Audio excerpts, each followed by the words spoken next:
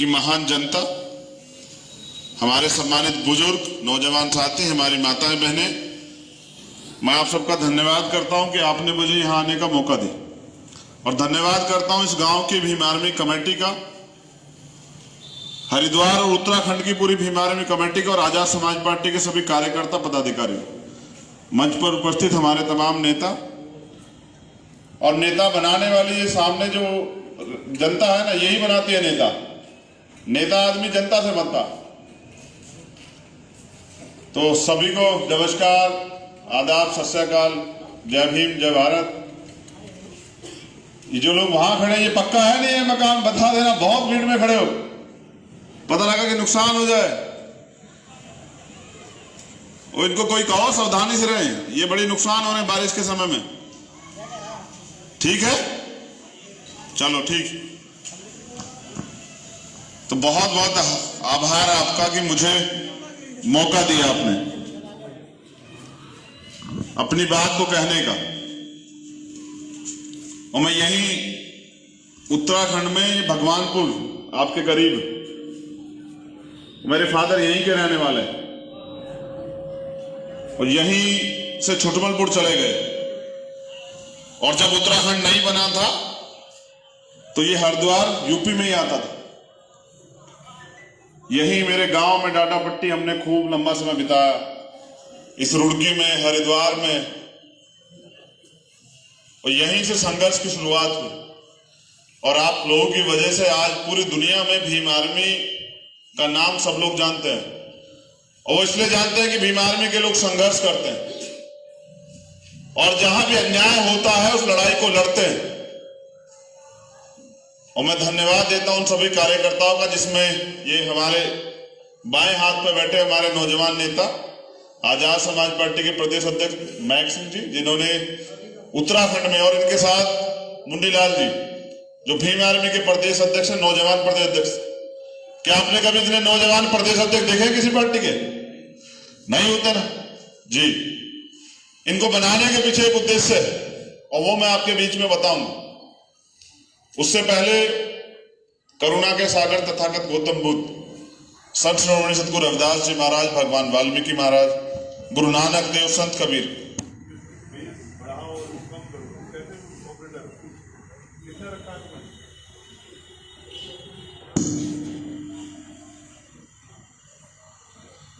छत्रपति साहू जी महाराज, शिवाजी महाराज, संत गाडगे जी महाराज, राष्ट्रपिता ज्योतिबा फुले, मां फातिमा शेख, राष्ट्रपति एपीजे अब्दुल कलाम साहब, शहीद उधम सिंह, शहीद भगत सिंह, परम पूजनीय बाबा साहब डॉक्टर भीमराव अंबेडकर, और मेरे आदर्श, मेरे गुरु, हरिद्वार ही नहीं पूरे देश के चप्पे चप्पे में पैदल, साइकिल पे यात्रा करके इस देश के शोषित वंचित समाज को राजनीतिक ताकत देने वाले, राजनीतिक ताकत का एहसास कराने वाले, बहुजन समाज बनाने वाले मान्यवर साहब श्री काशीराम जी को नमन करते हुए मैं अपनी बात की शुरुआत करता हूं। ये नौजवान जो खड़े हैं ना, देखो मैं एक शायरी कहता हूं सिर्फ तुम्हारे लिए, कि संघर्षों के साए में घनघोर जवानी पलती है और इतिहास उधर झुक जाता है जिस ओर जवानी चलती है। तो जवानी पे देश निर्भर होता है, प्रदेश निर्भर होता है, जवानी पे वजूद निर्भर होता है। जिस कौम का, जिस समाज का नौजवान जीते जी समाज की लड़ाई नहीं लड़ता, वो जीते जी भी मरे के समान होता है। और जो जीते जी समाज की लड़ाई लड़ता है, हक अधिकार की लड़ाई लड़ता है, वो मरकर भी अमर हो जाता है। इसलिए मैंने नौजवानों को जिम्मेदारी दी। ये कोरे कागज थे जब ये मुझसे मिले, बिल्कुल कोरे कागज। जैसे स्कूल में बच्चा पढ़ने के लिए जाता है, जो मास्टर पढ़ाता है वो समझ जाता है उसे। अगर मास्टर उसको गलत पढ़ाएगा तो बच्चा गलत सीखेगा, मास्टर उसको सही पढ़ाएगा तो बच्चा सही सीखेगा, मास्टर उसको चोरी करना सिखाएगा तो वो चोरी करेगा, मास्टर उसको ईमानदारी सिखाएगा तो ईमानदार रहेगा। तो मैंने इन्हें इस प्रदेश में दलित, पिछड़े, मुसलमान, सामाजिक एकता पैदा करने, क्योंकि जिस समाज की गैर राजनीतिक जड़ें यानी कि सामाजिक जड़ें मजबूत नहीं होती, उनकी राजनीति कभी कामयाब नहीं होती है। अगर उत्तराखंड में हमें आने वाले कल में गरीबों के लिए, शोषितों के लिए अधिकार चाहिए, उनकी सुरक्षा चाहिए, रोजगार चाहिए, अच्छी पढ़ाई चाहिए, अच्छे हॉस्पिटल चाहिए, तो हमें गरीबों की राजनीति दोबारा से जिंदा करनी पड़ेगी। ये जो जितने लोग खड़े हैं, मैं तो उत्तराखंड का हाल जानता हूं। यहां जिला पंचायत आप बनाते हैं और वो 20-25 लाख रुपए में जो अपनी वोट बेच आता है।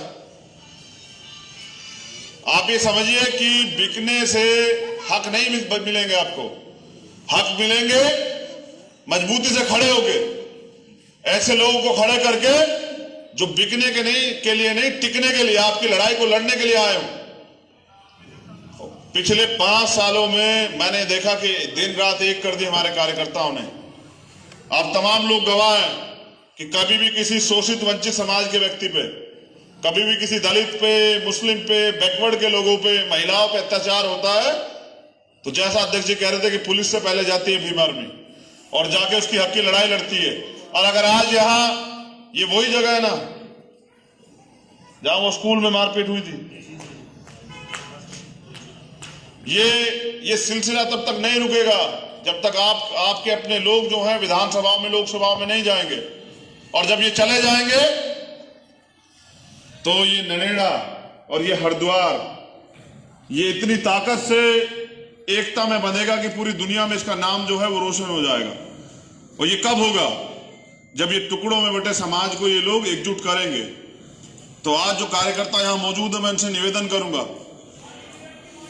कि ये जनता बनाती है नेता और यही बनाती है विधायक और एमपी।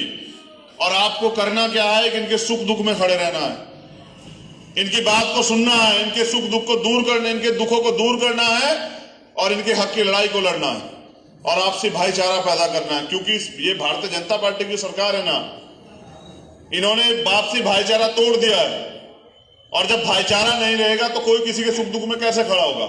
मैं चाहता हूं कि आने वाले कल में हम लोग एक दूसरे के कंधे जो है मजबूत करें, एक दूसरे की हक की लड़ाई लड़े और कोई किसी बेगुनाह को सता ना पाए, ऐसा इंतजाम हमें करना पड़ेगा।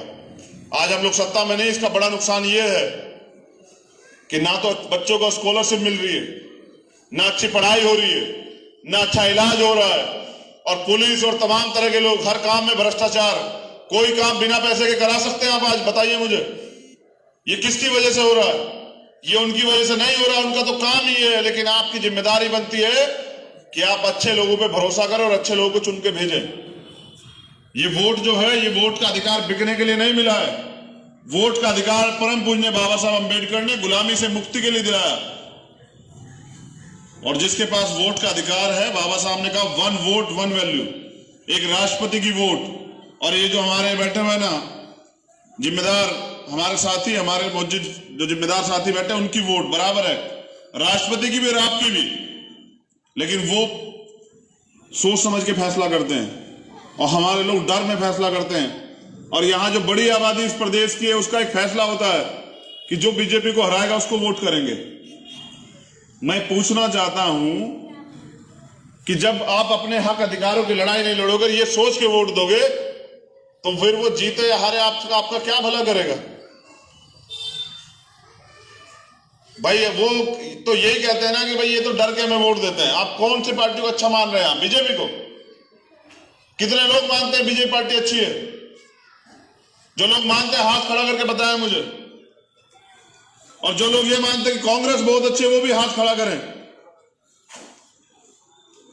और मैं ये बताना चाहता हूं कि पिछली बार जो पूरी कांग्रेस थी वही इस बार बीजेपी है। इनका कोई वैचारिक लड़ाई नहीं है। इस देश में जो तमाम तरह की नीतियां चल रही है, कोई कहता है हिंदू राष्ट्र बनाएंगे, कोई कहता है कुछ बनाएंगे और ये कहते हैं कि हम भारतीय संविधान को खत्म कर देंगे। मैं इस देश के, इस प्रदेश के दलितों और नौजवानों से पूछना चाहता हूं, अगर संविधान खत्म हो जाएगा तो क्या आपको कोई अधिकार रहेगा? अगर संविधान खत्म हो जाएगा तो इस आजादी से यहां खड़े हो पाओगे? संविधान खत्म हो जाएगा क्या बहनों को सम्मान का जीवन जीने का अधिकार मिलेगा? संविधान खत्म हो जाएगा क्या पढ़ने का अधिकार मिलेगा, सरकारी नौकरी का अधिकार मिलेगा? और जो जुल्म जाति आप लोग सहते हो, क्या उसके खिलाफ कोर्ट जाने का, पुलिस के पास जाने का अधिकार बचेगा? वो व्यवस्था लागू हो जाएगी जहां इस देश के 85% बहुजन समाज को कोई अधिकार नहीं था।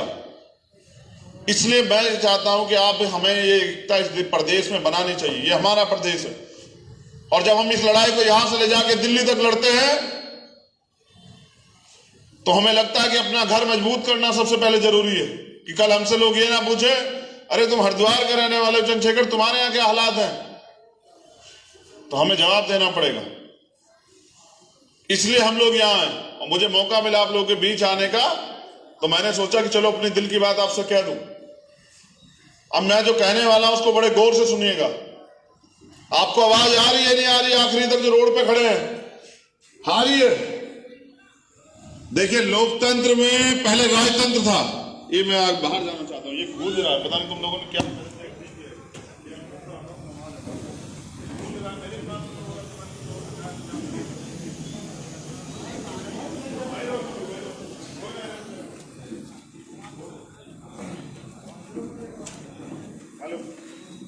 हेलो, आवाज आ रही है नहीं आ रही? अब ये गूंज रहा है, हमारे कानों में दिक्कत हो रही, तो हमने सोचा कि बाहर आ जाएं और आप देख भी लेंगे।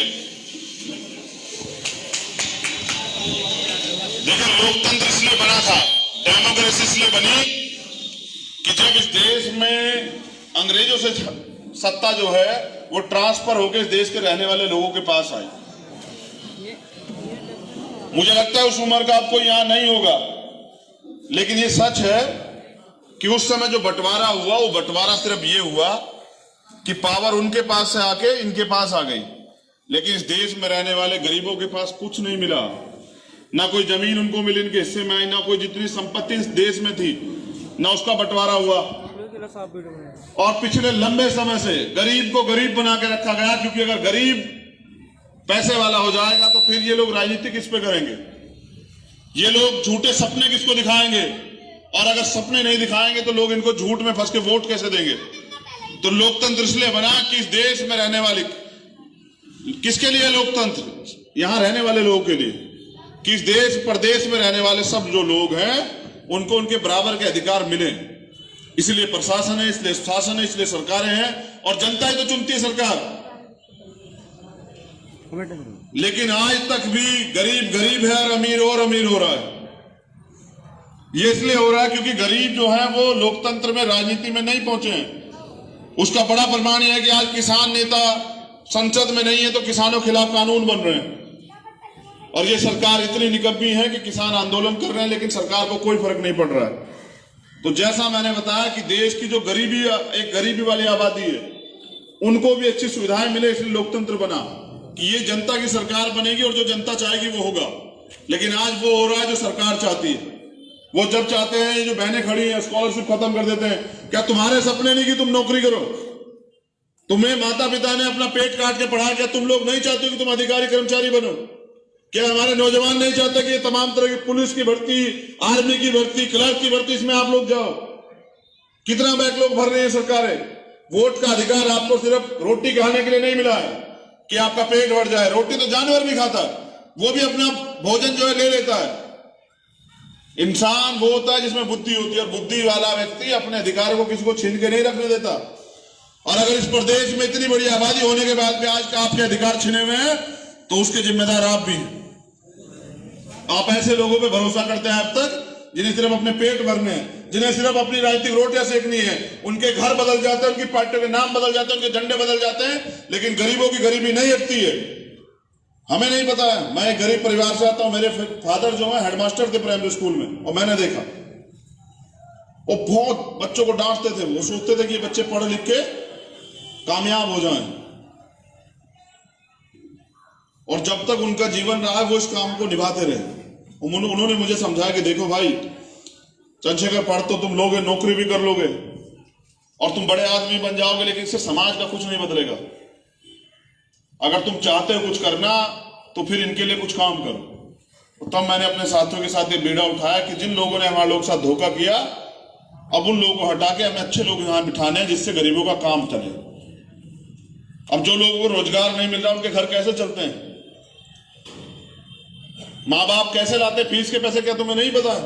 माँ बाप शादियों के पैसे कैसे अरेंज करते हैं उधार लेके? क्या हमें नहीं पता है?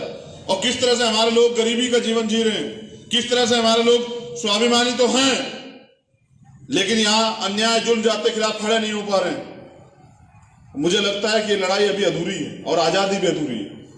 आजादी पूरी तब होगी जब इस प्रदेश में रहने वाले अंतिम गरीब व्यक्ति को भी उसके बराबर के अधिकार मिलेंगे और उसका सम्मान होगा और कोई जाति धर्म के नाम पे उसको सता नहीं पाएगा। और मेरे याद है एक बहन थी हमारी, क्या नाम था उसका, मैं वो जो IIT में थी, वैभवी, हमारी एक बहन थी वैभवी, उसके साथ जो है उसको परेशान किया गया और वो बहुत परेशान थी और तमाम तरह से सब लोगों के पास गई। फिर भीम आर्मी के लोगों से मिली, तब उसके न्याय की उम्मीद मजबूत हुई। तो भीम आर्मी के लोगों ने अपने काम से पहचान बनाई और हमारे लोगों के सपने हैं। हमारा नौजवान चाहता है नौकरी करना, रोजगार करना, अपनी पहचान बनाना, अच्छा घर बनाना, अच्छा मकान बनाना, लेकिन नहीं कर पा रहा है क्योंकि सरकार कुछ दे ही नहीं रही है। ना पढ़ाई के लिए लोन देती है, ना रोजगार देती है। अब मुझे लगता है कि ये इस प्रदेश में हो सकता है और ये कोई मुश्किल काम नहीं है, क्योंकि सरकार इसलिए बनती है कि आपके लिए नीति बने। और जब आपका आदमी जो चाहता है कि आपके लिए नीति बने, जब तक वहां नहीं जाएगा तो नीति नहीं बनेगी। और नीति जब बनेगी तभी तो आप लोगों के रास्ते खुलेंगे। अब सोचो, अगर आपका प्रधान, आपका एक बहुत छोटी सी बात, सिंपल बात समझ आएगी। सोचे गांव में प्रधान आपके पक्ष का बना, जो आपने बनाया, क्या आपके काम नहीं होते हैं? बताओ, होते हैं या नहीं होते हैं? और जब दूसरे पक्ष का बनेगा तो क्या होता है कि जो काम आपके होने होते हैं वो भी नहीं होते हैं। तो मैं तुम्हें बताना चाहता हूं कि अगर तुम चाहते हो कि इस देश में, इस प्रदेश में संविधान सुरक्षित रहे, तुम्हारे हक अधिकार सुरक्षित रहे, तुम्हारा स्वाभिमान सुरक्षित रहे, तो फिर अपनी बनाओ और अपने बलबूते बनाओ। कौन कहता है नहीं बना सकते? मैं गारंटी देता हूं कि हरिद्वार के बिना देहरादून चल ही नहीं सकता। लेकिन बाहर का आदमी आके यहाँ राजनीति कर लेता है। यहाँ MP कौन है? क्या नाम है MP के यहाँ का? कहाँ का है वो? हैं? अब बताइए आप लोग कितने ताकतवर है कि दूसरा आदमी आके MP बन गया और आप लोग यहाँ जो है, बताइए, है या नहीं है? कमाल की बात कि जिनका कुछ नहीं है वो यहाँ सब कुछ हो गए और जिनका सब कुछ है वो आज भी झंडा उठा रहे हैं। ऐसा क्यों है? ऐसा इसलिए कि हमें एकता नहीं है। यहां तो इस प्रदेश की दो बड़ी आबादी, अगर दलित और मुस्लिम इकट्ठे हो जाएं तो यहां से एक सीट नहीं जाए हमारे खाते से अलग। लेकिन वो काम है मुर्गे वाला कि जिसकी गर्दन पकड़ जाती है वही फड़फड़ाता, बाकी सब लोग जो है दाना चुगते रहते हैं। तो मैं कह रहा हूं कि लोग आपको पैसे भी दे देंगे, लोग आपकी तमाम तरह की सुविधाएं भी दे देंगे, लेकिन स्वाभिमान नहीं दे सकते हैं। और अगर आपको स्वाभिमान चाहिए तो अपनी लड़ाई खुद लड़नी पड़ेगी। अगर आप नहीं लड़ रहे हैं तो अपने, तुम्हारे हिस्से की लड़ाई भीम आर्मी लड़ रही है, तो तुम्हें चाहिए कि भीम आर्मी का समर्थन करो। और जब आप भीम आर्मी का समर्थन करेंगे, ताकत देंगे, तो मैं एक लंबा 20 साल के जीवन के एक संघर्ष में मैंने देखा कि जिस दिन आप ताकतवर हो जाओगे तो DM SSP आपके यहाँ आया करेंगे सलाम करने के लिए और पूछा करेंगे, सर बताइए क्या काम है। और मैं जानता हूं जब आपके जैसे अच्छे लोग आएंगे तो किसी गरीब को कोई दिक्कत नहीं होगी, क्योंकि आपने परेशानी देखी। क्या आपने नहीं देखा कैसे माहौल से होके जाते हैं? और मैं तो जानता हूं ना, मैं तो आता हूं, मैंने देखा है कि नहीं है हम पे बरसाती, वो क्या कहते हैं उसको, मनीलाल क्या कहते हैं उसको, रेनकोट नहीं होता, बारिश में जाते हैं मोटरसाइकिल पे, हेलमेट नहीं होता मजबूरी में। और मैं कल से बता रहा हूं कि लोकतंत्र में 5-7 चीजें जो सरकार देती है उसके लिए हमें सरकार के आगे हाथ फैलाना पड़ता है। सरकार की जिम्मेदारी इसलिए नहीं बना कि वो आपके ऊपर राज करे और नेता कहे चुनाव से पहले तो आपके बीच में आपके पैर पकड़े और कहे दादी, चाची, बहन, अम्मा, भाई वोट दे देना, और चुनाव के बाद आप नेताजी के घर जाए और नेताजी कहे नेताजी तो यहाँ है ही नहीं, और फिर नेताजी आपको बताएं आप है कौन। आपको तय करना पड़ेगा कि जो लोग बिना किसी राजनीतिक स्वार्थ के बगैर आपके साथ खड़े थे, कल अगर उनको ताकत मिलेगी कि आपके काम होंगे नहीं होंगे। जब आपके जैसा भाई बैठेगा विधानसभा में जाके, क्या आपके हक की बात होगी नहीं होगी? ठीक है, ये चोरों चकारों को छोड़ दो, इन्हें लूट मारों को छोड़ दो, और जो आपके अपने हैं उनको इस बार जो है प्यार दो, उनको जो आशीर्वाद दो। और मैं देखता हूं कैसे यहाँ गरीबों का काम रुकता है। और बाकी अगर नहीं करना है तो फिर ये भी देखो कि आप नहीं कर रहे लेकिन दुश्मन तो तैयार है। वो ऐसे कानून बना रहा है कि तुम्हारे सारे अधिकार डकाल ले जाएं। वो ले आता है CA-NPR NRC, जो लोग वहां तक खड़े हमारे, और कहता है इनकी नागरिकता चेक करवाओ। अब सोचो संसद में अगर आपके लोग होते तो क्या वो कानून बन पाता? तो रोटी खाने से ज्यादा जरूरी है अपनी हक की लड़ाई लड़ना। और अगर नहीं लड़ोगे तो मैं नौजवानों से कहना चाहता हूं वो दिन दूर नहीं है। सब एक बार सोच के देखो, पढ़े लिखे नौजवान कितने हैं जो हाई स्कूल पास हो जाए, हाल रहा है एक बार,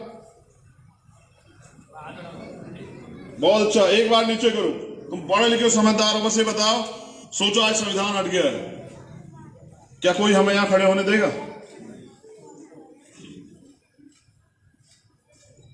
देगा कोई खड़े होने? क्यों मेरी बहन, देगा क्या खड़े होने कोई? संविधान से पहले एक बार पढ़ो, कहते हैं इतिहास बल देता है।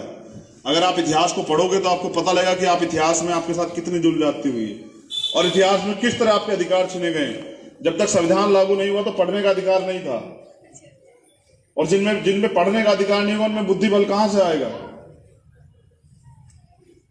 जब तक संविधान लागू नहीं हुआ तो आपको मकान रखने का अधिकार नहीं था। जब आप मकान में रहोगे तो कहां रहोगे? सड़क पे। जब संविधान लागू नहीं हुआ था तो आपको राजनीति करने का अधिकार नहीं था। आज कोई देखा आपने, संविधान लिखने से, संविधान से पहले भी कोई प्रधान हुआ करता था किस गांव में तुम्हारा? और वो बाबा साहब की वो बात भूल गए हो क्या कि बाबा साहब ने कहा कि अगर तुम इस कारवां को आगे नहीं ले जा सकते तो उसको पीछे मत जाने दें।